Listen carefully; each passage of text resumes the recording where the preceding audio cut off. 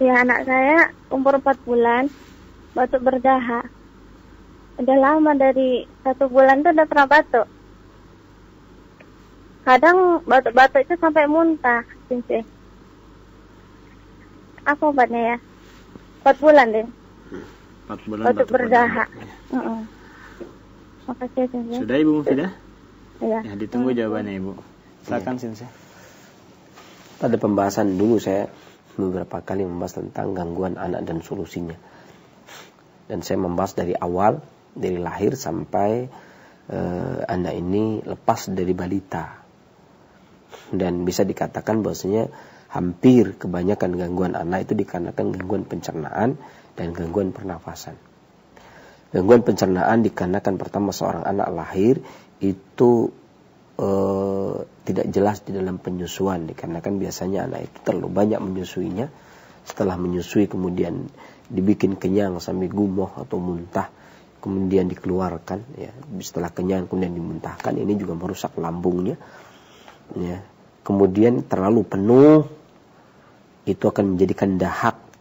Dahak ini karena energi vital limpa naik, kemudian dahak ini akan dinaikkan ke paru-paru dan mengganggu sistem paru. Makanya terjadi 2 yang bermasalah. Pencernaan sebagai organ yang diberikan terlalu banyak ASI, ya. Atau paru-paru yang menampung dahaknya.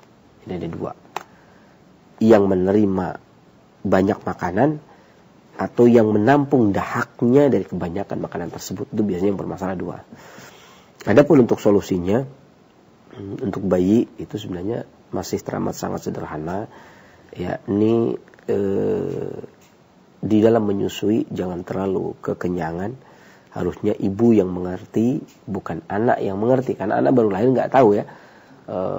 Dikasih ditetein, ya dikenyot-kenyot terus, kan, sampai muntah kadang-kadang. Jadi si ibu kan yang harusnya tahu ini anak cukup apa enggak. Ini kadang-kadang kan apalagi disambil tidur, ya, sampai anaknya kekenyangan, kumoh, ya, pencernaannya bermasalah, makanan yang tidak tercerna kemudian menjadi dahak, maka yang bermasalah ada 2. Itu yang pertama. Jadi perhatikan di dalam menyusui, jangan terlalu kebanyakan.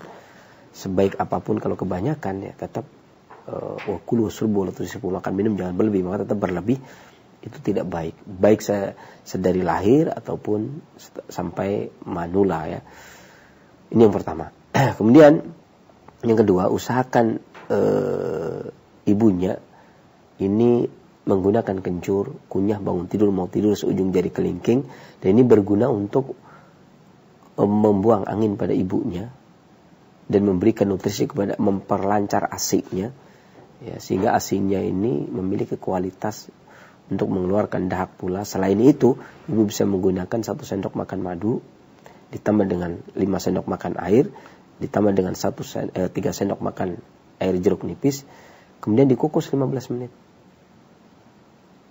Setelah dikukus 15 menit, ambil minumkan 1 sendok teh pagi, siang, sore.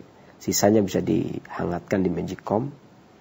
Kemudian paginya lagi minumkan lagi pagi, siang, sore sampai habis. Kalau sudah selesai sudah. Kalau belum maka bisa ulangi membikin lagi, ya, taruh di mangkok cairan tersebut, ramuan tersebut. 1 sendok makan madu, 3 sendok makan air jeruk nipis, dan 5 sendok makan air itu dimasukkan ke dalam mangkok, dikukus 15 menit, kemudian diminumkan 1 sendok teh setiap 3 kali sehari. Mudah-mudahan Allah angkat penyakitnya dan bermanfaat bagi para pendengar. Bisa yang lainnya selanjutnya.